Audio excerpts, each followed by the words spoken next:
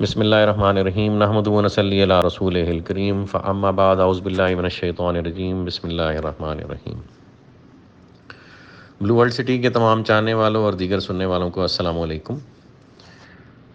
پچھلے چند دنوں سے رنگ روڈ سکینڈل میڈیا پر موضوع بحث ہے اور اس کے حوالے سے ایک رپورٹ شائع کی گئی کمشنر راولپنڈی کی طرف سے، اور اس میں بلو ورلڈ سٹی پروجیکٹ کا ذکر اس انداز میں کیا گیا ہے کہ شاید یہ پروجیکٹ یا اس کے مالکان رنگ روڈ کی نئی الائنمنٹ کے روٹ کی تبدیلی میں کسی حوالے سے ملوث ہیں۔ اور اسی حوالے سے ایک دو دن پہلے خان سرور صاحب جو کہ ایویشن منسٹر ہیں، انہوں نے بھی ہمارا تذکرہ اپنی ایک پریس کانفرنس میں اس انداز میں کیا کہ کیپٹل سمارٹ سٹی اور بلو ورلڈ سٹی دونوں 1,00,000 کنال کے پروجیکٹس ہیں، اور ان کے پیچھے موجود سیاسی شخصیات کا ذکر کیوں نہیں ہوتا، اور ان کے نام کے ساتھ ایک پروجیکٹ کو جوڑا جا رہا ہے اور ان کا ذکر کیا جا رہا ہے، تو ہمارے پس منظر میں کچھ سیاسی شخصیات ہیں تو ان کا ذکر کیوں نہیں کیا جاتا۔ تو بہرحال ہم اپنی ترجمانی کے مکلف ہیں، اور اس حوالے سے میری خان سرور صاحب اور دیگر سننے والوں سے بڑی مؤدبانہ گزارش ہے کہ ہم کاروباری لوگ ہیں اور یہ سمجھتے ہیں کہ اس ملک کی ترقی میں بزنس کمیونٹی کا بہت اہم کردار ہے، اور وہ یہ کردار تمام کنٹروورسیز سے بچ کر بغیر کسی تشہیر کے اس ملک کی لازوال ترقی کے لیے ہمیشہ سے ادا کرتا آ رہا ہے۔ ویسے ہی ہم ذاتی طور پہ پچھلے 3 سال سے لگاتار اس ملک کے رکاوٹوں سے بھرپور انتظامی ڈھانچے سے قانونی جنگ لڑ رہے ہیں، تاکہ نہ صرف اپنے کاروباری اہداف حاصل کر سکیں بلکہ اللہ پاک کے اذن سے کمائے ہوئے مال کو خالصاً اس کی رضا کے لیے اس کی راہ میں خرچ سکیں۔ خان سرور صاحب میں تھوڑی سی کریکشن کرنا چاہتا ہوں کہ بلو ورلڈ سٹی صرف 1,00,000 کنال کا پروجیکٹ نہیں ہے۔ انشاءاللہ اللہ پاک کے حکم سے یہ 1.5 سے 2 لاکھ کنال کا پروجیکٹ ہونے کا ہدف انشاءاللہ اگلے 2 سے 3 سال میں حاصل کر لے گا، اور ہم اس ملک کی تعمیر اور ترقی کو اپنا مشن بنائے ہوئے ہیں، اور اللہ پاک کے حکم سے ہم یہ ہدف انشاءاللہ اپنی استطاعت کے مطابق ضرور حاصل کریں گے۔ مزید برآں آپ کا سوال تھا کہ ہمارے پیچھے کسی سیاسی شخصیت کا ساتھ ہے، تو آپ کی بھی اطلاع کے لیے عرض ہے اور باقیوں کے لیے بھی کہ ہم یہ جو دنیاوی ترقی جو لوگوں کو ترقی نظر آتی ہیں، ہم اس کا سہرا صرف اور صرف اللہ پاک کی ذات کو دیتے ہیں، اور ہم ذاتی طور پہ ترقی اور کامیابی کی ڈیفینیشن اس دنیا سے ایمان کی موت کو لے جانے کو تصور کرتے ہیں، اور آپ کے لیے اور اپنے لیے یہ دعا کرتے ہیں کہ اللہ پاک جب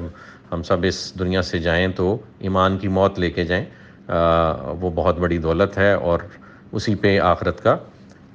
دار و مدار ہے۔ ویسے بھی خان صاحب، جب سے یہ حکومت آئی ہے، معذرت کے ساتھ سیاستدان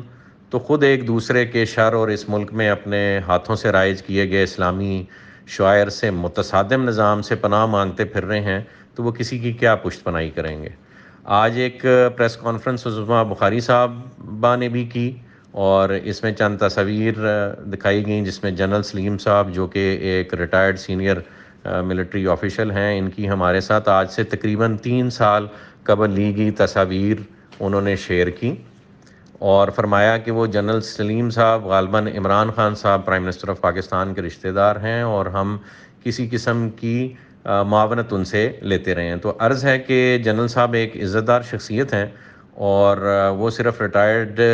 جنرل ہیں، اس لیے آپ شاید مشرف صاحب والا غصہ ان پر نکالنا چاہ رہے ہیں۔ ان کا حقیقت یہ ہے کہ ان کی چکری روڈ پر ان کی 2 سے 3 ہزار کنال زمین ہے، جو کہ غالباً پچھلے 10-15 سال سے ان کی ملکیت میں ہے، اور ہماری ان کی گفتگو آج سے 3 سال قبل میرے جو پارٹنر ہیں چودھری ندیم اعجاز صاحب، ان کے توسط سے جوائنٹ وینچر کے حوالے سے ہوئی، اور پھر میں اور جو میرے پارٹنر ہیں چودھری ندیم اعجاز صاحب ان کے رقبے پر تشریف لے کے گئے، اور وہ پھر ہماری سائٹ وزٹ کرنے کے لیے اس وقت تشریف لائے، اور اس وقت ہماری ہاؤسنگ اسکیم کا جو گیٹ ہے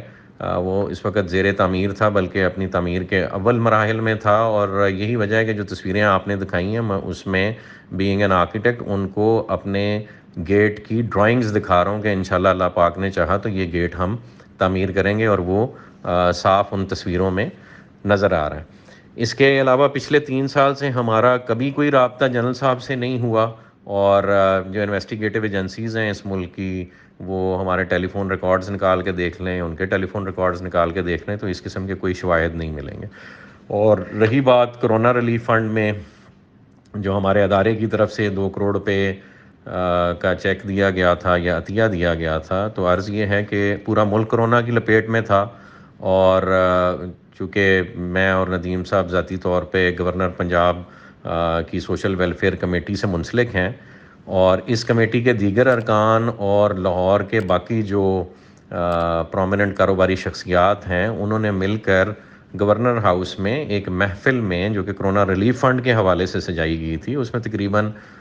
کچھ بھی نہیں تو لگ بھگ 30-40 کروڑ روپیہ خان صاحب کو بطور عطیہ دیا تھا کرونا ریلیف فنڈ میں، اور اسی میں ہم نے اپنا عطیہ جو ہے جس کا آپ نے تصویر شیئر کی ہے وہ بھی ہم نے دیا، اور اس کی ویڈیو بھی موجود ہے. اور یہ کسی اور حوالے سے یہ خان صاحب یا عمران خان صاحب کی ذات کے لیے نہیں دیے گئے تھے پیسے. یہ جہاں پورا ملک اور پوری دنیا اور انڈیا میں موجود بڑی بڑی کاروباری شخصیات جو ہیں اپنی گورنمنٹ کو ریلیف فنڈ میں پیسے دے رہی تھیں، وہیں پاکستان کے غیور بزنس مینوں نے بھی اکٹھے ہو کے اپنی اپنی استطاعت کے مطابق اپنے وزیر اعظم کو کرونا ریلیف کے حوالے سے، اور جو غریب غربا اور مساکین اس وقت ایک پین سے گزر رہے تھے چونکہ لاک ڈاؤنز چل رہے تھے، تو ان کی امداد کے لیے یہ فنڈ دیا تھا. اور وہ آئی ایم شیور کہ وہ فنڈ اسی طرح یوٹیلائز کیا گیا جس طرح سے اکٹھا کیا گیا تھا. تو اس پکچر کو یا تصویر کو اس کے پس منظر سے نکال کے کسی اور پس منظر میں فٹ کر کے اپنے سیاسی اہداف حاصل کرنا ایک غیر مناسب عمل ہے، تو کائنڈلی اسے اوائڈ کریں پلیز. اور رہی بات یہ کہ اگر ہم اے ٹی ایم ہوتے تو اس حکومت کے محکموں کے خلاف پچھلے 3 سال سے کورٹس میں جنگ نہ لڑ رہے ہوتے، اور اس ملک میں اچھے برے لوگ سبھی موجود ہیں جس میں سیاستدان بھی ہیں اور کاروباری شخصیات بھی ہیں. تو میں رنگ روڈ کے حوالے سے ایک اہم پہلو کی طرف آپ سب کی توجہ دلانا چاہوں گا کہ رنگ روڈ سے کس کس کو فائدہ ہو رہا ہے یا ہو رہا تھا. ویسے تعجب کی بات ہے کہ کمشنر صاحب کی فیکٹ فائنڈنگ رپورٹ میں راولپنڈی کے عوام کا ذکر نہیں کیا گیا، چونکہ سب سے بڑا فائدہ ان کو ہونا تھا. ان تمام پروجیکٹس میں عوام نے بھی بسنا تھا. تو اگر رنگ روڈ بنتی اور نئے پروجیکٹس تعمیر ہوتے تو جو پہلے سے موجود اس ملک میں پروجیکٹس ہیں وہ بھلے حکومتی ادارہ کر رہے ہوں یا کوئی پرائیویٹ سیکٹر میں کر رہا ہو، تو ان کی قیمتیں اس وقت ہوش ربا ہو چکی ہوئی ہیں. تو رنگ روڈ کے ایکسیس سے جو کہ خان صاحب کا وین تھا، جو کہ کسی بھی حکومت کا وین ہونا چاہیے، اس حوالے سے رنگ روڈ سے جو ایکسٹرنل کوریڈور ہے شہر کا، اس پہ ارزاں قیمتوں پہ، جس میں بلو ورلڈ سٹی سر فہرست ہے. ہم اس وقت راولپنڈی اسلام آباد کا الحمدللہ سب سے مشہور اور سب سے کاسٹ افیکٹو پروجیکٹ ہیں، جو پرائم منسٹر صاحب کے وین اور اس ملک کے کسی بھی باعزت پرائم منسٹر کے وین کے مطابق عام عوام کو اور عام افراد کو ان کی پیمنٹ کی استطاعت یا ان کی پیمنٹ کیپیسٹی کے اندر رہتے ہوئے ایک ایسا پروڈکٹ 3-4 سال 5 سال 6 سال کے پلان پر آفر کر رہے ہیں، جس سے وہ تمام طبقات جو اس وقت ایک اچھے پروجیکٹ کے کہہ لیں خصوصیات سے دور ہیں، وہ انتہائی مناسب قیمتوں پہ وہ لائف سٹائل اچیو کرنے میں کامیاب ہو جاتے جو لائف سٹائل صرف اس ملک میں ایلیٹ کو اویلیبل ہے. تو یہ غالباً جو امر ہے یہ کسی اور پروجیکٹ کو یا اس کے مالکان کو پسند نہیں آیا، اور یہ ذکر تو کیا جا رہا ہے کہ رنگ روڈ سے کس کس پروجیکٹ کو فائدہ ہونا تھا. اس بات کا ذکر کوئی نہیں کر رہا کہ اس کی تعمیر رکنے سے فائدہ کس کس کا ہونا ہے یا کس پروجیکٹ کا ہونا ہے. اور تمام بڑے پروجیکٹس کا نام اس سکینڈل میں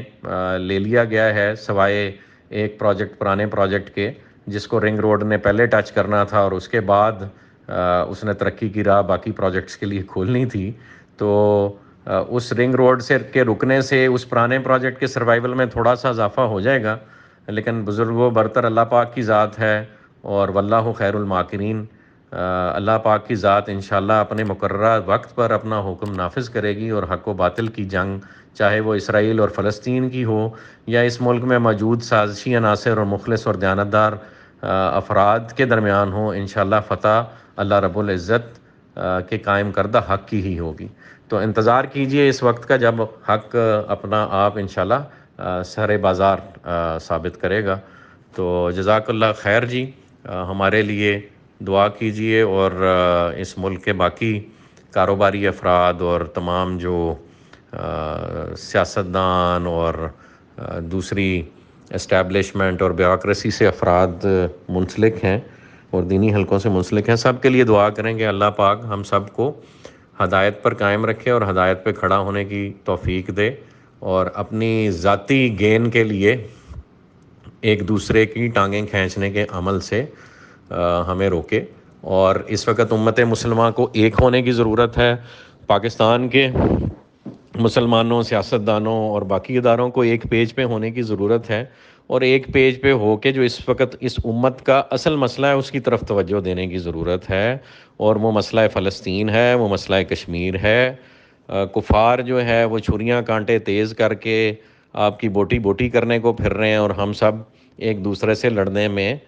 مشغول ہیں، صرف ان کاروباری یا دنیاوی اہداف کو حاصل کرنے کے لیے جو ہماری آنکھ بند ہوتے ہی بے معنی ہو جانے ہیں۔ تو خدا را اپنی موت کو یاد رکھیے، اور اس بات کو یاد رکھیے کہ اللہ پاک کے ہاں سب سے اہم سوال ہم نے اس کی رضا کی خاطر اس کے دین سے اور اس کے قائم کردہ حق سے کیسے وفاداری کی اور کیسے عملی طور پر ثابت کی، اس کا سوال ہونا ہے۔ تو خدا را سب اکٹھے ہو کے ایک پیج پہ اصل مسئلے کی طرف آئیے، ورنہ کفار آپ کی بوٹی کرتے کرتے کرتے کرتے فلسطین اور پھر باقی بھی جتنے کیپٹل ہیں اسلامی دنیا کے، سب کا یہ حال کرے گی۔ تو اپنے لیے بھی دعا کیجئے، ہمارے لیے بھی دعا کیجئے، اور عملی طور پہ میدان میں آئیے اور ان سب خرافات سے اپنے آپ کو دور رکھیے۔ جزاک اللہ خیر۔ السلام علیکم۔